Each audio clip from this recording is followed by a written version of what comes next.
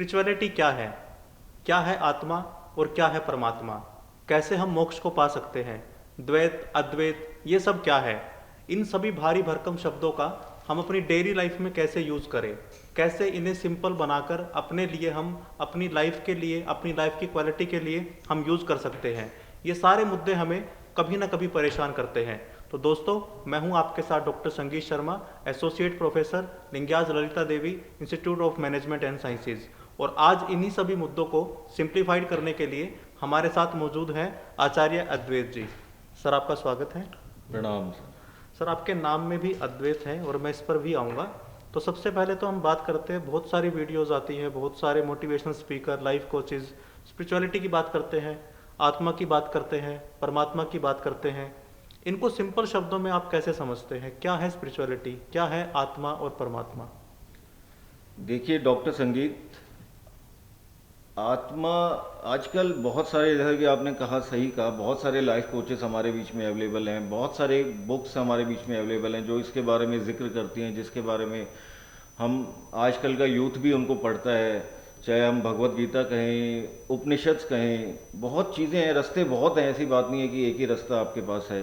पर उसको हम क्यों ना हम थोड़ा सिंप्लीफाइड तरीके से समझें। जो आजकल का यूथ है वो चाहता है कुछ आसान तरीका, उसको अपने लाइफस्टाइल में वो चीज़ दिखनी चाहिए उसको। वो ये ना हो कि कुछ ऐसे शब्द हों जो जिसको वो डर सा जाए उससे थोड़ा। जी जी। अब वो डर गया तो क्या उसे मिलेगा। तो अगर मैं इसको सिंप्लीफाइड तरीके से कहूँ, अगर आजकल के यूथ को मैं फोकस करूँ या चाहूँ कि वो समझे इस बात को, तो आत्मा और परमात्मा ये भिन्न भिन्न नहीं है। दरअसल आत्मा ही परमात्मा है और हम ही आत्मा है। बस हमें अपने आप को एक्टिव मोड पे लाना पड़ेगा। अब हम एक्टिव मोड पे कैसे लाएंगे अपने आप को? मतलब हम कुछ भ्रम, जिसको इल्यूजन्स हम कहते हैं, उससे इल्यूजन से बाहर आना होगा हमें। जैसे कि मैं आपको एक छोटा सा एग्जांपल ही देता हूँ। हमारे एग्जांपल नहीं है, दरअसल ये सच है, एग्जांपल भी नहीं है, इसको हम सच ही कहेंगे। हमारे जो ऋषि मुनि थे उन्होंने बहुत तपस्या की, तपस्या कह सकते हैं, उनकी लर्निंग्स थी होती, उन्होंने बहुत कुछ सीखा। और उन्होंने वो सीख के कुछ कुछ जगह पे उन चीज़ों को कोडेड कर दिया। जैसे कि एक एग्जाम्पल है हमारा शिव महापुराण, और जितने और भी महापुराण हैं या कुछ किताबें हैं या उपनिषद हैं, उसमें उन चीज़ों को, उस लर्निंग्स को कोडेड कर दिया।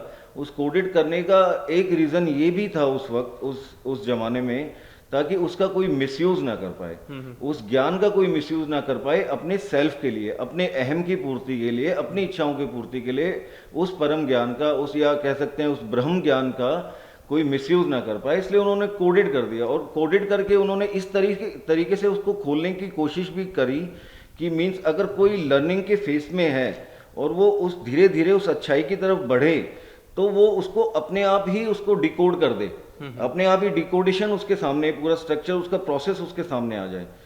तो ये भी थोड़ा सा, अगर मैं कहूँ तो ये बहुत ही आसान भाषा में कहें तो, जैसे महाशिव पुराण है या गीता है, देखिए हमारे अंदर एक पूरा एक ब्रह्मांड समाया हुआ है। हम हैं क्या? दरअसल हम हैं क्या? हम अपने आप को एक सेपरेट एंटिटी समझते हैं। हम सेपरेट एंटिटी नहीं है। अगर हम सेपरेट एंटिटी हैं तो यहाँ पे आ जाता है द्वैत और अद्वैत। अगर हम अपने आप को ही सब समझ रहे हैं, हम अपने आप को दूसरों से भिन्न समझ रहे हैं, अगर हम उसमें भेद कर पा रहे हैं दूसरों में और अपने में, तो हम द्वैत भावना में हैं। और अगर हम, जब तक हम द्वैत भावना में रहेंगे तो हम सिर्फ एक कॉन्शियसनेस या कहीं एक चेतना बन के रहेंगे, हम आत्मा नहीं बन सकते। आत्मा ही दरअसल है, आत्मा चेतना ही है, पर उसका फॉर्म चेंज हो जाता है, उसकी ट्रांसफॉर्मेशन हो जाती है। चेतना ही ट्रांसफॉर्म होके आत्मा में तब्दील हो जाती है और आत्मा ही परमात्मा है। या कह सकते हैं कि परमात्मा जो है वो ग्रुप ऑफ कॉम्बिनेशन ऑफ चेतना है। अगर हम पूरे वर्ल्ड की, पूरे यूनिवर्स की चेतना को इकट्ठा कर दें तो परमात्मा को हम कह सकते हैं कि वो परमात्मा है। तो हम ये कह सकते हैं कि आत्मा और परमात्मा में आपके हिसाब से कोई भेद नहीं है। भेद जब तक है, जब तक आप, मीन्स डॉक्टर संगीत, जब तक आप द्वैत में हैं तो भेद है। जब आप अद्वैत में हैं और आप में, और आपको नहीं लगता कि पूरे संसार में कोई भेद है, तो फिर आत्मा में और चेतना में भी कोई भेद नहीं है। तो ज्यादातर लोग तो द्वैत में हैं, ये भी एक सच्चाई है जी। तो द्वैत के रास्ते या द्वैत के जरिए या द्वैत से अद्वैत में कैसे जाए, कैसे जा सकता हूँ मैं, अद्वैत कैसे मेरे पास आएगा या मैं कैसे जाऊँगा, कैसे उसे प्राप्त करूँगा? जी डॉक्टर संगीत, अगर हम गीता का ही उदाहरण लेके चलें, भगवत गीता जो कि सत्य है उसमें बिल्कुल, तो उसमें कहा गया है कि आप अगर आपको मोक्ष प्राप्त करना है तो आपके पास ज्ञान योग है, आपके पास कर्म योग है, तो ये तो है ही, ये रास्ते तो हैं ही आपके पास, तीनों रास्ते हैं आपके पास। लेकिन अगर आजकल के यूथ की बात करें तो उनको ज्ञान योग, कर्म योग जब ये सुनते हैं ना, बड़े नाम बड़े अजीब से भयंकर से लगते हैं, वो दूरी हो जाते हैं। उसको जानने से पहले, उस रास्ते पे जाने से पहले ही वो थोड़ा दूरी सी बना के रख लेते हैं अपने आप को। डिफिकल्ट लगता है हमको। थोड़ा डिफिकल्ट लगता है उसको। तो उसको हम अगर आसान भाषा में कहें, अगर आपको द्वैत से अद्वैत की तरफ बढ़ना है या एक स्टार्टिंग करनी है, आप एक दिन में नहीं कर सकते हैं, और करना चाहे तो आप एक सेकंड में भी कर सकते हैं। वो ये भी एक तरीके की साइंस है कि आप द्वैत से अद्वैत का रास्ता चाहे तो एक सेकंड में भी तय कर सकते हैं, और चाहे तो डॉक्टर संगीत उसमें सदियां भी लग सकती है, वो पूरा ना हो। तो मेरे हिसाब से जितना मैं समझ पाया हूँ, देखिए अगर प्यार, यहाँ पे प्यार आता है, प्यार ही वो रास्ता है कि जिसमें आप द्वैत से आपको दूर ले जाता है प्यार। जब आप प्यार करते हैं, देखिए आप प्यार होता क्या है? प्यार होता है समर्पण, दूसरे की अच्छा, दूसरे का भला सोचना, दूसरे की खुशी में कुछ कार्य करना और ये सोचना कि वो कैसे खुश रहे, यही तो प्यार है। और जब ये सीमित रहता है आप तक, जब आप सिर्फ अपने बारे में सोचते हैं, तो वो आप द्वैत में रह रहे हैं। जब आप इस प्यार को और जगाते हैं, जब आप अपने आप से बाहर निकलते हैं, आप देखते हैं पूरा संसार ही मेरा है, ये मेरा ही हिस्सा है, और इस संसार का जो जीव, जो कण है, वो मेरा ही हिस्सा है दरअसल। तो आपको सबसे प्यार हो जाता है। दरअसल प्यार आपको है, वो आपके सबकॉन्शियस माइंड में ऑलरेडी है, पर उसको आप जान जाते हो, वो आपके कॉन्शियस माइंड में आ जाता है। फिर चाहे कोई वो जानवर हो, चाहे जिसको आप इंसान कहते हो वो हो, चाहे कोई प्रकृति का जो हिस्सा है, चाहे वो जीव है, निर्जीव है, आप उससे प्यार करते हो। और जब आप उससे प्यार करते हो तो वो प्यार ही आपको द्वैत से अद्वैत की तरफ ले जाता है। परमात्मा को पाना एक निरंतर एक प्रोसेस है, it's a continuation process actually. आप जैसे जैसे अद्वैत की तरफ बढ़ते जाएंगे, आप परमात्मा की तरफ उनको उसी रूप में आप पाते जाएंगे, और आप जैसे जैसे बढ़ते जाएंगे, आप जो है अपने आप पूरे यूनिवर्स के साथ अपने आप को फील करेंगे, पूरे यूनिवर्स के साथ आप अपने आप को जोड़ पाएंगे।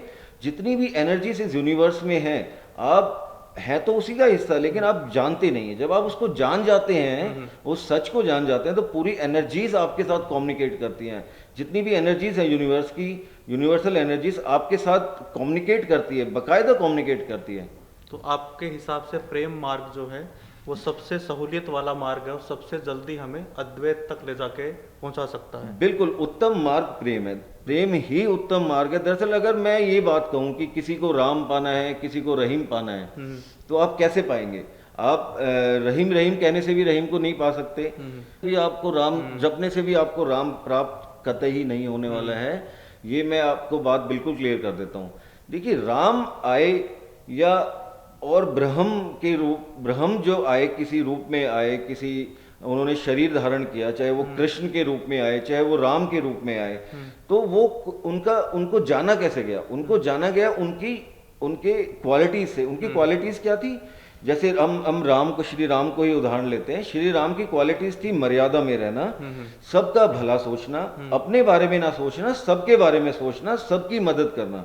तो जब आप इस रास्ते पे चलेंगे, आप सबकी मदद करेंगे, आप सबके बारे में सोचेंगे, आप अपने आप को भिन्न ही नहीं सोचेंगे दूसरों से, तो आप राम के करीब आ गए, आपने राम को पा लिया। अद्वैत को पाना ही राम को पाना भी कह सकते हो इसको मतलब आप। अगर हम क्वालिटी को पाले एग्जैक्टली तो हम उनको पालेंगे। अगर आपने क्वालिटी को पा लिया तो आपने उस एनर्जी को पा लिया। अभी आपने गीता के बारे में बात की जी। गीता मेरे भी सब्जेक्ट में लगी थी, मैं गुरुकुल से पास आउट हूँ, तो गीता के कुछ चैप्टर मैंने भी पढ़े हैं। हालांकि मेरी अल्प बुद्धि इतना नहीं समझ पाई गीता को, और मुझे लगता है आपने ज्यादा अच्छे से समझा होगा। तो गीता में रास्ते बताए गए हैं मोक्ष के, वो मोक्ष के रास्ते कौन से हैं? और एक नई जनरेशन जिसे अभी गीता के बारे में ज़्यादा नहीं पता, या जिसने गीता को बस यूट्यूब के जरिए जाना है, वो उन रास्तों पर कैसे चले? थोड़ा अगर उस पर आप प्रकाश डालें तो। देखिए गीता में 3 रास्ते नजर आते हैं, भक्ति योग, कर्म योग और ज्ञान योग। और कहीं गीता इतना बड़ा अथाह सागर है गीता, कि आप गीता को पहली बात तो जितनी बार भी पढ़ेंगे आपको एक नया भाव सामने आएगा।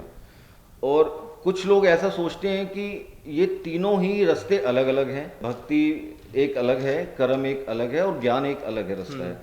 ऐसा नहीं है दरअसल, ये तीनों ही ये ट्रायंगल है, ये ट्रायंगल है जो काम करता है आपको मोक्ष तक लेके जाने में।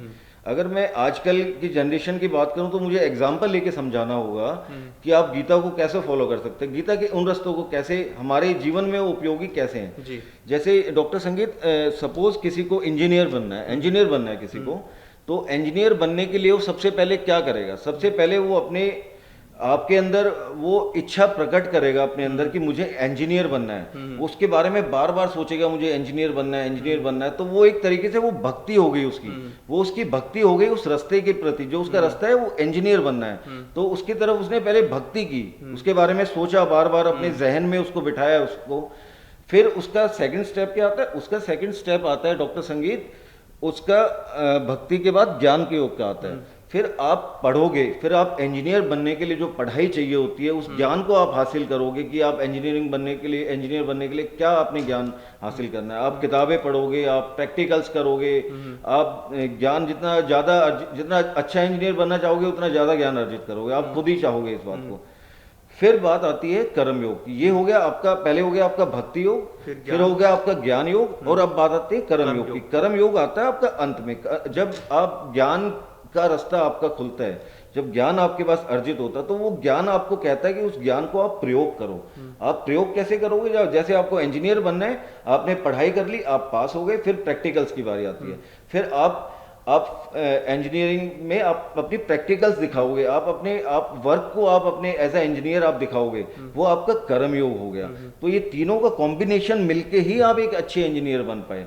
तो इसी तरीके से अगर आपने जिंदगी में, अगर मैं कहता हूँ मोक्ष की प्राप्त करने की सोचनी है, या उस बारे में आप चाहते हो, हर एक हम सारे सबकॉन्शियस माइंड में, हमारा जो सबकॉन्शियस माइंड होता है वो उसी शक्ति को पाना चाहता है। दरअसल ये हमारी सबसे पहली और सबसे आखिरी इच्छा भी यही होती है, पर हम इसको जान नहीं पाते। उस सबकॉन्शियस माइंड से हम उसको कॉन्शियस माइंड में वो नहीं आ पाता अक्सर। अगर गीता के संदर्भ में भी कहूँ, और आपको अगर मोक्ष पथ पे आपको चलना है, तो मेरा एक ही उसका उत्तर होगा, प्यार, प्यार और प्यार।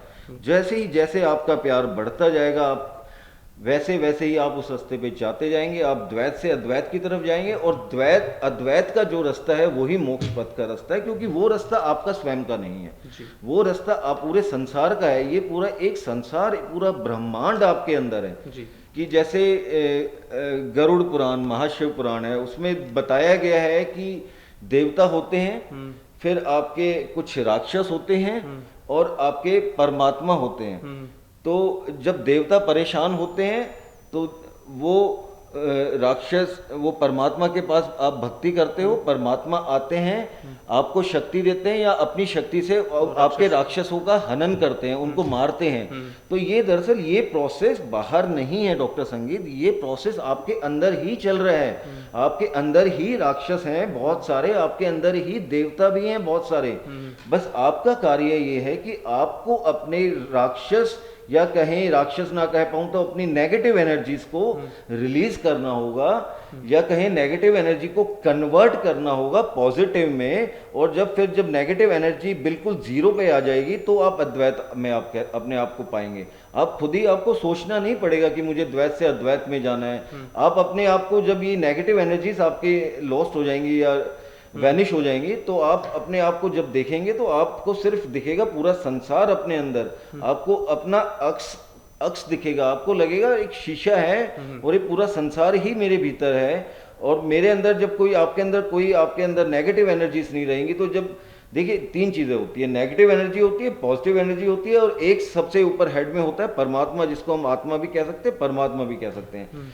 जब नेगेटिव एनर्जी चली गई सारी की सारी, तो सिर्फ पॉजिटिव एनर्जी ही बची, और वही आपका संसार है। और बचा कौन? आपका परमात्मा। आपको यही परमात्मा, जब सारी पॉजिटिव एनर्जी आपके पास हो जाएंगी, इसको हम ऐसे भी कह सकते हैं डॉक्टर संगीत कि जितनी भी पॉजिटिव एनर्जीज हैं, जितने भी अच्छे, और पॉजिटिव एनर्जी क्या है? आपकी अच्छाइयाँ, आपके अच्छे कर्म, आपको दूसरों की मदद, दूसरों की सेवा, सबके लिए अच्छा सोचना, यही दरअसल वो शक्तियां हैं, और इन शक्तियों के ग्रुप को, इस शक्तियों को अगर हम इकट्ठा कर दें सब शक्तियों को, तो परमात्मा हम उसको कह सकते हैं। मैं लास्ट में जाने से पहले आपको एक स्टेटमेंट में जो हमारा यूथ है उनके लिए स्पिरिचुअलिटी क्यों ज़रूरी है, बस एक स्टेटमेंट में आप उनको क्या कहना चाहेंगे जो उनको समझ में आए कि हाँ मेरे लिए ज़रूरी है। देखिए, टू ऑल द यूथ, आप स्पिरिचुअलिटी ज़रूरी है आपको अपने आप को जानने के लिए। पहली बात, आप स्पिरिचुअलिटी ये एक साइंस ही है। जैसे आप कोई किताबें पढ़ते हैं, उन किताबों से आपको कोई ज्ञान होता है, फिर आप किसी के बारे में जानते हैं, तो अपने आप को जानना ही स्पिरिचुअलिटी है। और अपने आप को जानेंगे तो आपको धीरे धीरे पता चलेगा कि आप इस पूरे यूनिवर्स से कनेक्टेड हैं, आपके अंदर ही एक पूरा ब्रह्मांड है, और आपको जानना चाहिए वो, क्योंकि आपको जानना ही पड़ेगा। आप अगर अब नहीं जानेंगे, ये देखिए ये भी हमारा टास्क है, मैं आपको ये बात बिल्कुल बता देता हूँ, ये हम सबका टास्क है उस चीज़ को जानना। ये हमारी इच्छा पे डिपेंड नहीं करता कि हम जानना चाहें या नहीं जानना चाहें, ये हमारा टास्क है। वो डिपेंड करता है कि ये टास्क हम कितनी जल्दी पूरा करेंगे, ये लर्निंग का फेस हम कब तक पूरा करेंगे। हम अभी पूरा करेंगे, इस शरीर में पूरा करेंगे, कभी पूरा करेंगे, लेकिन हमें पूरा करना होगा। तो आप अपने आप को जानें। जब आप अपने आप को जानेंगे तो आप जानेंगे कि आपने अपने आप को नहीं, इस पूरे संसार को जान लिया, इस पूरे संसार से आप कनेक्ट हो रहे हैं। और इसमें आपको फिर आप कहेंगे सर कैसे जाने, सर कैसे जाने, कौन। देखिए, बहुत सारी किताबें पढ़ने की जरूरत नहीं है। मैं कहता हूँ एक सिंपल फंडा एक अपना लो, प्यार, प्यार और प्यार।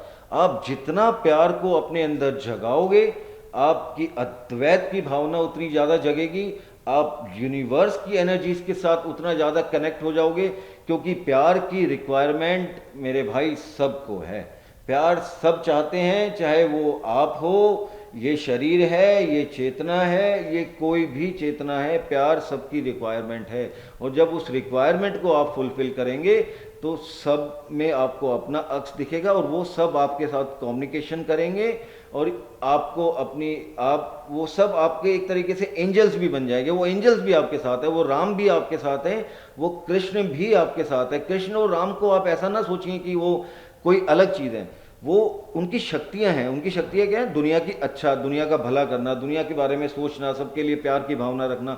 जब आप ये क्वालिटीज़ अपने अंदर अटेन करेंगे, अपने अंदर लेके आएंगे, तो आपको श्री कृष्ण में, श्री राम में और अपने आप में कोई भेद महसूस ही नहीं हो पाएगा। आपको लगेगा आप ही वो हो और वो ही आप हो। तो बहुत अच्छा सर ने बताया कि अपने आप को जानने का मतलब है पूरी दुनिया को जानना। और सबसे ज़्यादा शायद हम यहीं पर चूक भी जाते हैं कि हम सबको जानने की कोशिश में कभी अपने आप को नहीं जान पाते, और अपने आप को ना जानने की वजह से फिर हम सबको भी नहीं जान पाते। तो दोनों एक दूसरे से कनेक्टेड हैं। यहाँ पे मैं डॉक्टर संगीत एक चीज़ और एडअप करना चाहता हूँ।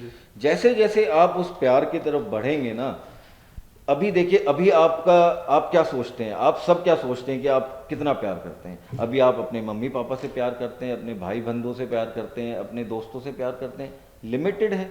जब इस प्यार को आप जगाएंगे ना, जब इस प्यार को आप अपनी लिमिटेशन से बाहर आएंगे, अपने उस दायरे से बाहर आएंगे, तो जब आप दूसरों से भी प्यार करेंगे, तो आपको फिर जैसे अगर दूसरा कोई दुखी है तो आपको रिसोर्सेज मिलेंगे उनको खुश रखने के लिए, उनकी मदद करने के लिए रिसोर्सेज उसी लेवल के मिलेंगे।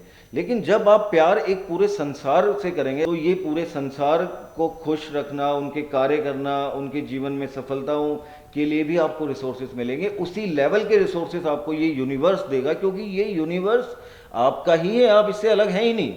और वो यूनिवर्स चाहता है कि आप ये कार्य करें। तो जब वो चाहता है और आप उस कार्य को करेंगे, तो बड़े से बड़ा रिसोर्सेज ही क्यों ना, वो आपको देगा, बिल्कुल देगा।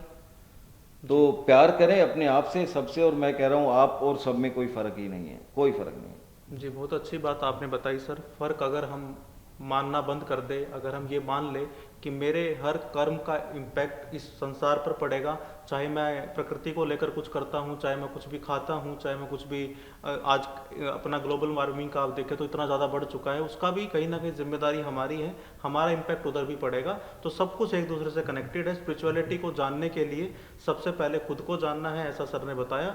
तो सर मैं कोशिश करूँगा कि और ज़्यादा डीप इसके बारे में स्टडी करूं, और मेरी उम्मीद रहेगी कि जिन्होंने भी ये सेशन सुना है वो भी थोड़ा सा स्पिरिचुअलिटी के बारे में अपने कर्म पर, यानी आपको भक्ति, ज्ञान और कर्म 3 मार्ग बताए गए हैं, आप पहले जान ले, फिर उस पर अपना एक मार्ग पर चलने का एक प्रण ले, एक संकल्प ले, और कहीं ना कहीं जब आप अपने आप को जान लेंगे तो सर ने बताया कि सारी दुनिया को आप जान लेंगे। तो सर बड़ा अच्छा लगा आपसे बात करके, और मुझे लगता है आज के लिए बहुत ज़रूरी है बहुत टॉपिक ये। अच्छा, आप बहुत बहुत धन्यवाद, शुक्रिया जी आपका जी, sir. Thank you sir, thank you very much. बहुत बहुत धन्यवाद, थैंक यू।